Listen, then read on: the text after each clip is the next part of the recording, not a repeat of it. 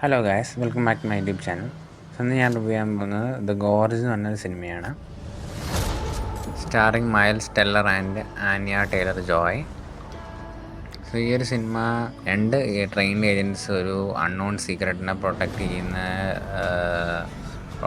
ചെയ്യുന്ന ഒരു സ്റ്റോറിയാണിത്. ഇതിൽ നമ്മളെ ഓപ്പൻഹൈമറിൻ്റെ ചെറിയ റെഫറൻസ് കൊടുത്തിട്ടുണ്ട്. പ്ലസ് ഓക്കെ, ഒരു ഡെഡ്ലി വൈറസ് ലോകത്തിൽ ഇറങ്ങാതിരിക്കാൻ വേണ്ടി